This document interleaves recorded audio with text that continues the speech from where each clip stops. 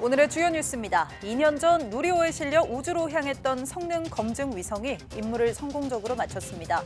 국내 연구진들이 개발한 우주 장비들이 실제 우주 환경에서 장기간 성능 검증에 성공했다는 데 의미가 큽니다. 일본 후쿠시마 원전의 사용 후 해결류 냉각 수조의 수위를 확인하는 시설에서 방사성 오염수 25톤이 누수된 것으로 뒤늦게 확인됐습니다.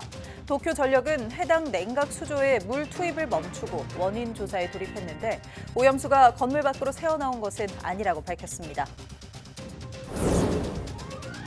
구글이 최신 스마트폰에 자유로운 대화가 가능한 음성 AI 기능을 탑재해 공개했습니다.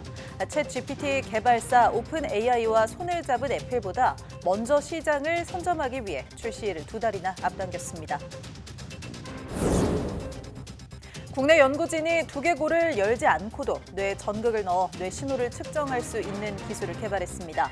뇌 질환 진단 등의 임무를 다 하고 나면 전극이 녹아 없어지기 때문에 전극을 제거하는 수술도 필요하지 않습니다.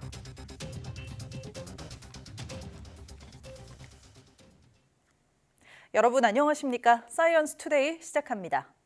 지난 2022년 누리호 2차 발사에 탑재된 성능 검증 위성이 2년여 동안의 임무를 성공적으로 마쳤습니다. 항공우주연구원과 AP 위성은 성능 검증 위성을 통해 위성과 발사체 간 연결 인터페이스 검증 등 탑재체 궤도 투입 성능과 큐브 위성의 궤도 투입 임무를 마치고 최종 임무 완수 발표 회의를 가졌다고 밝혔습니다. 국내 산업체가 독자 개발한 검증 탑재체를 실제 우주 환경에서 장기간 검증해 국내 우주 개발 기술의 역량을 높였다는 점에서 의미가 큽니다. 항우연은 실제 우주에서의 검증 이력 확보를 통해 해외와 경쟁할 수 있는 기술력 강화가 이뤄지도록 계속해서 지원한다는 방침입니다. 국내 연구진이 유전자 가위를 이용해 3세대 항암제로 불리는 면역 관문 억제제를 만들 수 있는 새로운 항암 표적을 발굴했습니다. 지스트 박한수 서울대 조성엽 교수 공동연구팀은 크리스퍼 유전자 가위에 기반의 유전체 스크리닝 플랫폼과 종양 마우스 모델을 이용해 신규 항암 표적인 TPST2를 발굴했다고 밝혔습니다. 연구팀은 전사체 분석, 면역 침전법 등을 활용해 TPST2가 면역 조절을 한다는 사실을 규명했습니다. 종양 마우스 모델 전 임상 시험에서도 TPST2 제거만으로도 종양 성장이 유의미하게 억제되는 것을 확인했습니다. 또 이번 연구 성과로 TPST2가 암 면역 억제자로서 새로운 항암 치료 표적으로 사용될 수 있을 것으로 기대했습니다. 국내 연구진이 간편하게 주사기로 뇌에 전극을 넣어 뇌질환을 진단하는 기술을 개발했습니다. 기존의 경우 전극을 심기 위해선 환자 두개골을 절개해야 했는데 이 같은 불편함을 대체할 수 있을 것으로 기대됩니다. 보도에 이성규 기자입니다. 실험용으로 만든 두개골과 뇌 모형입니다. 인공뇌에 주사기로 응축한 상태의 전자소자를 밀어넣습니다. 그러자 전자소자가 뇌 속에서 마치 텐트가 펼쳐지듯 자연스럽게 전개됩니다. 전자소자가 뇌 안에서 스스로 펼쳐지는 것은 형상기억 물질을 이용했기 때문입니다. 이 물질은 뇌 안에서 체온에 반응해 그물 모양으로 변한 뒤 뇌 전체를 덮습니다. 그물 모양의 전자 텐트에는 전극 32개가 촘촘히 박혀 있어 뇌 질환에서 발생하는 전기 신호를 정교하게 측정할 수 있다고 연구진은 설명했습니다. 기존의 경우 뇌전증의 발병 부위를 찾기 위해선 손바닥 크기 정도인 지름 5cm 이상의 두개골을 절개하고 전극을 심어야 했습니다. 두개골 제거 과정에서 뇌출혈이라던가 뇌 감염과 같은 부작용이 발생할 수 있어서 굉장히 위험하다고 할 수 있습니다. 그에 반해서 저희의 전자텐트 기술 같은 경우에는 약 5mm 이하의 작은 두개골 구멍만 뚫어서도 전극을 삽입할 수 있기 때문에 연구진은 개발한 전자텐트에 체내에서 녹아 없어지는 소재를 적용해 기존처럼 심은 전극을 제거하는 추가 수술 과정도 필요하지 않다고 덧붙였습니다. 또 동물 실험에서 삽입한 전자텐트로 2주간 뇌파 신호를 측정하는 데 성공했으며 2주 후에는 체내에서 전자텐트가 녹아 없어지는 것도 확인했습니다. 연구진은 개발한 전자텐트에 자극용 전극이나 약물을 추가하는 방식으로 발전시켜 질병 치료에도 응용할 계획입니다. YTN 사이언스 이성규입니다. 국내 연구진이 딥러닝을 활용해 천연물의 생합성 경로를 예측하는 모델을 개발하고 누구나 활용할 수 있도록 인터넷 웹사이트를 구축했습니다. 천연물 대량 생산을 위해서는 생합성 경로를 밝히는 것이 필수적인데 복잡한 구조를 가진 탓에 지금까지는 식물로부터 직접 추출해 사용했습니다.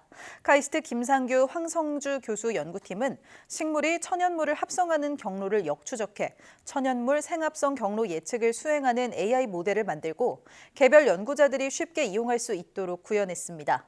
연구진은 합성 경로를 매개하는 효소를 예측하거나 거대 분자의 역합성 예측 정확도를 높이는 등 다양한 분야의 이번 연구를 활용한다는 계획입니다. 박종래 울산과학기술원 유니스트 신임 총장이 유니스트를 미국 스탠퍼드 대학과 같은 세계적인 명문 대학으로 키우겠다고 밝혔습니다. 박 총장은 14일 열린 취임식에서 울산은 대한민국 경제 성장을 이끌어온 개척자의 땅이라며 유니스트가 창의적 통찰력과 융합적 연결력을 갖춘 파이오니형 인재를 양성하도록 하겠다고 선언했습니다. 박종래 유니스트 총장은 서울대에서 학사와 석사 학위를 취득하고 영국 리즈대에서 박사 학위를 받았으며 국가과학기술자문회의 기반 소위위원장, 연구개발특구 실증특례 전문위원회 위원장 등을 역임했습니다. 광복 직후인 1945년 8월 16일 서울 거리의 모습은 어땠을까요? 그 당시의 영상이 AI 기술로 복원돼 공개됐습니다. 화면으로 만나보시죠. 하늘에서 일본의 항복을 알리는 호해가 휘날리고 벅찬 표정의 시민들이 두 손을 높이 뻗으며 서대문 형무소 앞 거리를 달려갑니다. 광복 직후인 1945년 8월 16일 서울 거리의 모습이 담긴 28초짜리 영상인데요. SK텔레콤이 광복 79주년을 맞아 자체 인공지능 기술로 복원했습니다. 영상에는 그토록 바라던 해방 사실을 몰랐던 사람들이 다음 날 거리로 쏟아져 나와 만세를 외치는 모습이 담겼습니다. SKT는 AI와 딥러닝을 통한 자체 미디어 품질 개선 기술인 슈퍼노바를 활용해 원본 영상의 해상도를 개선했다고 설명했습니다. 또 이 영상을 통해 광복의 감격을 선명하게 기억할 수 있기를 바란다고 밝혔습니다. 스마트폰에서 더욱 강력한 음성 인공지능 AI 기능을 구현하기 위한 경쟁이 치열해지고 있습니다. 구글이 차세대 음성 AI 비서 제미나이 라이브를 정식으로 출시했습니다. 다음 달로 예정된 애플의 신제품 출시를 앞두고 시장을 선점하기 위해 2달이나 출시를 앞당겼습니다. 보도에 유투건 기자입니다. 구글이 지난 5월 공개한 음성 AI 비서 제미나이 라이브를 정식으로 출시했습니다. 단순히 노래를 틀어주거나 날씨를 알려주는 수준을 넘어 복잡한 명령을 수행할 수 있습니다. Draft a note to Professor Gelman. I missed class because I was sick and request a few more days to work on my project. What would normally take me minutes, Gemini does in seconds. All right, let's take a look. 유튜브나 지메일 등 구글의 자체 서비스와 연동돼 앱과 앱 사이를 오가는 게 가능합니다. I'm checking out this Korean food vlog from one of my favorite YouTube creators to get ready for a trip to Seoul this fall. As I'm wrapping up the video, I'll bring up Gemini, like this. Press here and say, create a list of the foods she eats in this video. Just like that, I have a scavenger hunt. 친구처럼 자연스러운 대화도 가능해 중간에 말을 끊고 다른 주제로 넘어가도 응답할 수 있습니다. 유료 구독 서비스인 제미나이 라이브는 일단 영어로만 출시됐습니다. 당장은 안드로이드 폰에서만 사용할 수 있지만 몇 주 안에 아이폰으로 서비스를 확대할 예정입니다. AI 경쟁에서 한 발 뒤처진 애플도 신제품 출시를 앞두고 있습니다. 다만 AI를 적용한 음성 비서의 탑재는 다소 늦어질 가능성도 거론되고 있습니다. 애플과 손을 잡은 챗GPT 개발사 오픈 AI는 차세대 대화형 AI GPT-5의 공개도 서두르고 있습니다. 매년 10월 신제품을 공개한 구글이 이번에 2달이나 시점을 앞당긴 건 치열한 AI 경쟁에서 우위를 선점하기 위한 전략으로 풀이됩니다. YTN 유튜건입니다.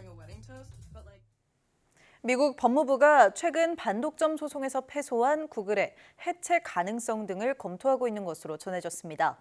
블룸버그 통신은 복수의 소식통을 인용해 지난 5일 워싱턴 DC 연방법원 재판부가 원고인 법무부의 손을 들어주면서 구글의 패소 판결을 내린 것과 관련해 법무부 내에서 이런 논의가 나오고 있다고 보도했습니다. 법무부가 실제 구글 해체에 나설 경우 독점법 위반 기업을 대상으로 약 20년 만에 추진되는 것입니다. 당시 미국 법무부는 마이크로소프트에 대한 해체를 시도했지만 성공하지 못했습니다. 법무부가 구글의 해체를 추진할 경우 가장 처분 가능성이 높은 부문은 안드로이드 운영 체계와 구글의 웹 브라우저인 크롬이 꼽힌다고 소식통들은 전했습니다. 또 해체까지 나아가지 않더라도 빙이나 덕덕고 등 경쟁업체들과 더 많은 데이터를 공유하도록 강제하는 방안이나 구글이 인공지능 제품에서 부당한 이득을 얻지 못하도록 하는 방안 등도 거론되고 있는 것으로 알려졌습니다.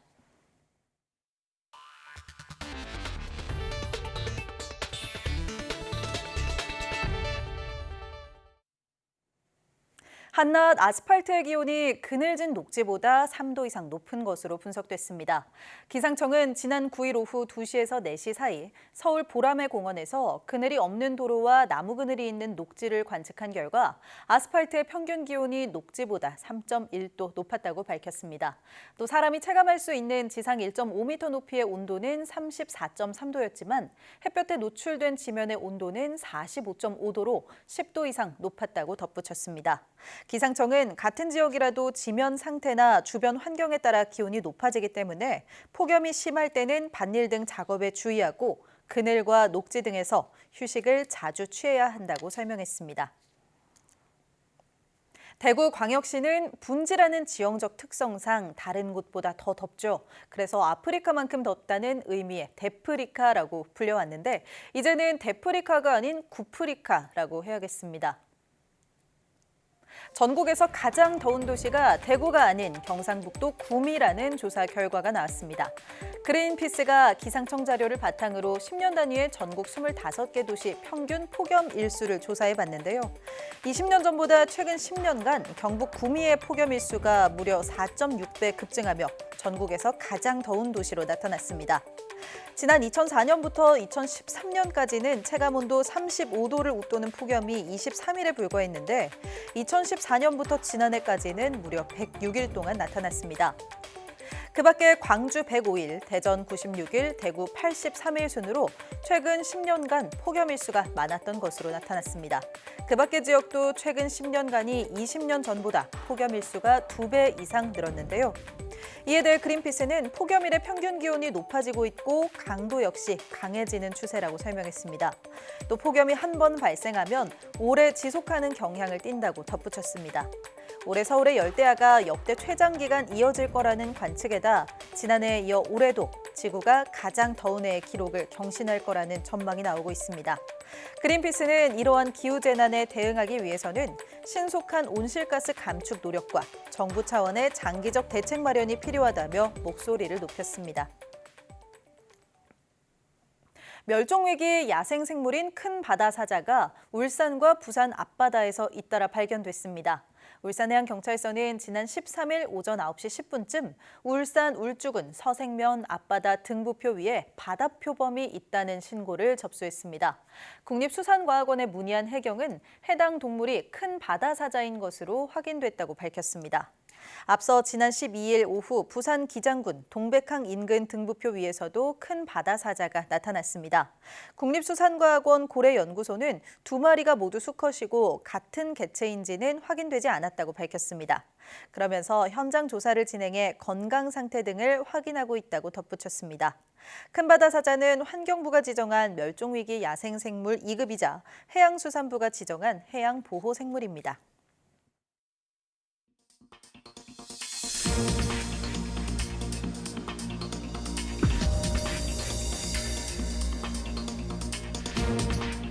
세계적으로 한 해 바다로 흘러드는 미세 플라스틱은 연구팀은 앞선 연구를 통해 토양 환경에서 미세 플라스틱이 그 결과 1리터 생수병 하나에 평균 24만 개의 미세 플라스틱 입자가 들어있는 것으로 나타났습니다.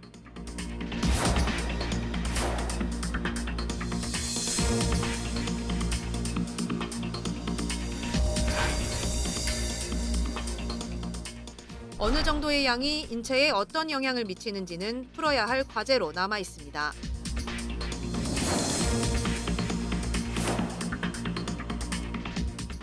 혜택을 주는 자연을 보전하고 대신 보상받는 제도를 생태계 서비스 지불제라고 합니다. 일부 지자체에서 시행하고 있는데 이 제도의 확대 방안을 논의하는 토론회가 국회에서 열렸습니다. 고재형 기자의 보도입니다. 주민들이 하천에 떠내려온 쓰레기를 줍습니다. 습지 주변을 깨끗이 하기 위한 환경정비 활동도 펼쳐집니다. 제주를 비롯한 10개 시도 32개 시군에서 실시 중인 생태계 서비스 지불제에 따른 주민들의 환경보전 활동입니다. 이 제도를 전국적으로 확대하는 데 필요한 게 무엇인지 토론하는 자리가 국회에 마련됐습니다. 주제 발표에서 생태계 서비스 지불제의 대상인 자연을 보전하는 것이 개발하는 것보다 경제적으로 더 가치 있다는 점을 먼저 짚었습니다. 자연과 지역 주민 모두 이익인 이 제도의 발목을 잡고 있는 건 부족한 예산인데 기업 참여와 수익자 부담금 원칙 활용으로 풀어야 한다는 대안이 제시됐습니다. 환경책 기본법의 수익자 부담의 원칙이 이미 들어와 있습니다. 혜택을 보는 사람들한테 돈을 내라라고 얘기할 수 있는 게 당연한 지자체의 권리인데 그 얘기를 못하고 있다는 거예요. 또 여러 분야로 나뉜 환경 정책과 생태계 서비스 지불제가 맞물려야 더 큰 효과를 얻을 수 있다는 주장도 나왔습니다. 생태계 서비스에서 해결 가능한 수질 정화, 대기질 관리, 기후조절 서비스 개선을 위한 정책이 맞물려 가지고 이루어질 때 더 효과적인 결과를 창출할 수 있다고. 제주형 생태계 서비스 지불제를 성공적으로 시행하는 제주도도 제도 개선을 요청했습니다. 현재의 관련 법에서 지원하고 있는 시스템으로는 이런 욕구를 충족시키기에는 상당히 부족한 측면이 있다고 생각합니다. 그래서 아까 법률의 개정 문제나 또 예산의 확충 문제에 대해서 더 전면적으로 한 번 더 검토를 해주셨으면 좋겠다는. 국회 환경노동위원회 소속 의원들이 다수 찾았는데 토론회에서 나온 의견들을 법 개정 때 적극적으로 반영하겠다고 밝혔습니다. 생태 서비스가 제대로 이렇게 또 제공이 되면서 자연환경을 또 보존하면서도 또 우리 지역 경제에 도움이 될 수 있는 이런 그 제도 개선책을 잘 만들어 가겠다는. 주무부처인 환경부도 정책적인 노력을 지속하겠다고 강조했습니다. 이번 토론회에서는 재원 확보 마련과 법 개정 등에 대한 제언이 많이 나왔습니다. 앞으로 입법과 정책에 얼마나 반영되는지가 제도의 성패를 좌우할 것으로 보입니다. YTN 고재영입니다. 일본 후쿠시마 제1원전의 원자로 2호기 건물 내 사용 후 해결료 냉각풀의 수위 확인용 탱크에서 방사성 오염수 25톤이 누수된 사실이 뒤늦게 확인됐습니다. 도쿄전력은 지난 9일 원자로 2호기 사용 후 해결료 냉각풀의 수위 확인용 탱크 내 물 높이가 비정상적으로 떨어진 것을 계기로 탱크의 누수를 확인했습니다. 해당 탱크는 사용 후 해결료 냉각풀에서 넘친 물을 받아 모으면서 냉각풀의 만수 상태를 점검하는 시설입니다. 도쿄전력은 탱크 누수를 확인한 뒤 사용 후 해결료 냉각풀에 대한 물 주입을 정지했으며 문제의 탱크와 연결된 건물 아래층 방에서도 배수구를 통해 물이 흘러내려가는 것을 확인했습니다.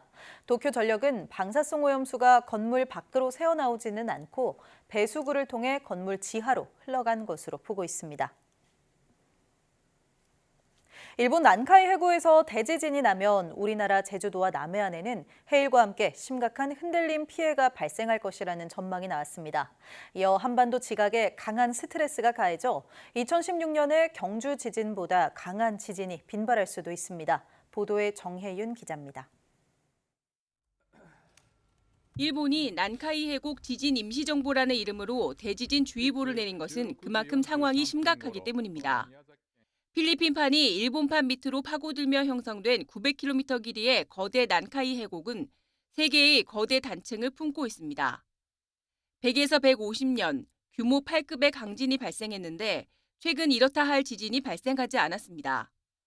그런데 이번에 난카이 해곡의 끝부분인 미야자키현 해역에서 규모 7.1의 지진이 일어나자 이 지진이 대지진을 일으키는 시발점이 될 수 있다는 가능성이 제기된 겁니다.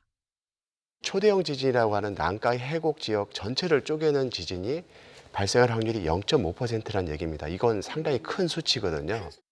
과거에도 3개의 단층대가 동시에 쪼개진 사례가 있습니다.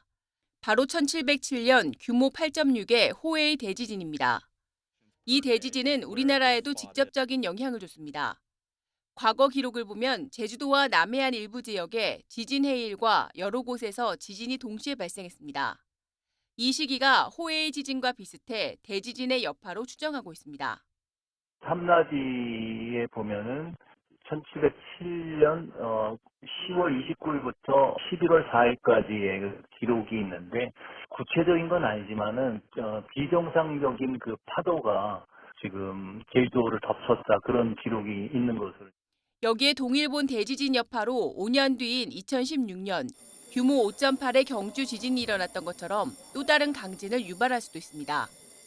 제주도와 남해안에 해일에 이은 진도 5 정도의 강한 흔들림. 이어 그동안 지진이 뜸했던 지역을 예고 없이 강타할 수 있는 강진까지.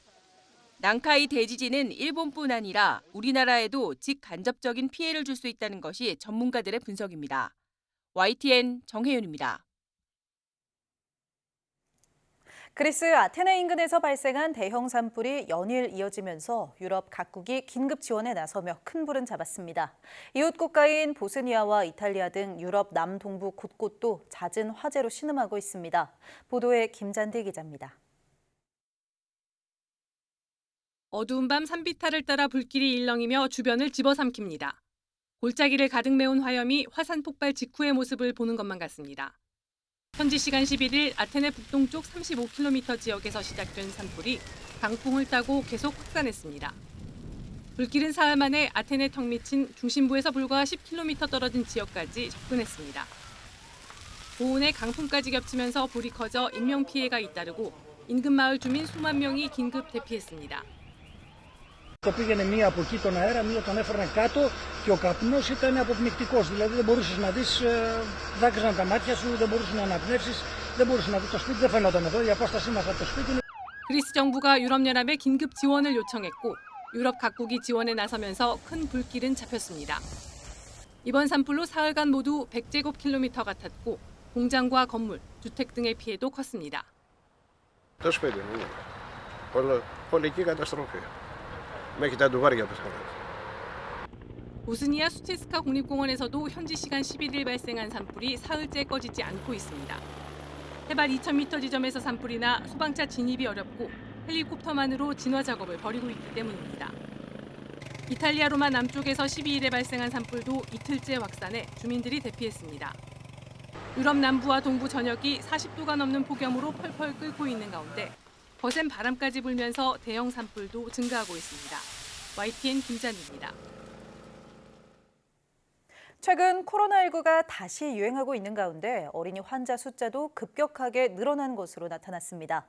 대한아동병원협회는 회원병원 42곳의 코로나19 아동 환자가 지난 7월 22일부터 26일 사이 387명에서 8월 5일부터 9일 사이 1,080명으로 2.8배 가까이 늘어났다고 밝혔습니다. 권역별로는 충청권에서 같은 기간 아동 환자가 54명에서 301명으로 5.5배 늘며 가장 큰 증가폭을 보였습니다. 이와 관련해 질병관리청은 방학과 휴가철이 끝나는 이달 말쯤 코로나19 확산이 절정에 이를 것으로 보고 있습니다.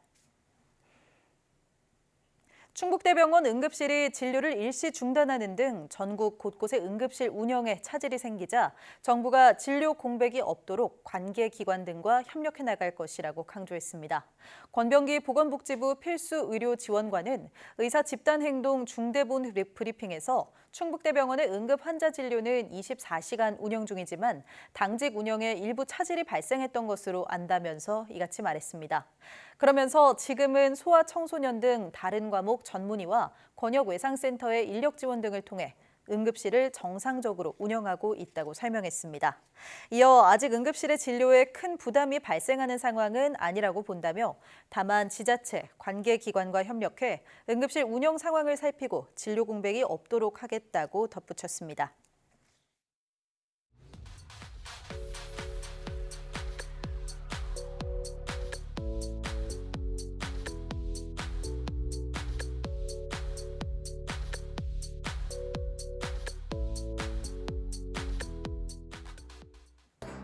어느덧 79번째를 맞는 광복절입니다. 우리나라의 꽃인 무궁화는 여름부터 가을까지 약 100일간 3,000송이가 넘는 꽃을 새롭게 피워내는 강인한 생명력과 끈기가 특징이죠. 광복절을 맞아 전남 장성군의 무궁화공원, 또 국립세종수목원 등 전국 곳곳에서 다양한 품종의 무궁화를 만나볼 수 있는 전시회가 열립니다. 전시와 함께 광복의 의미를 되새겨보는 광복절 보내시면 어떨까요? 뉴스 마칩니다. 고맙습니다.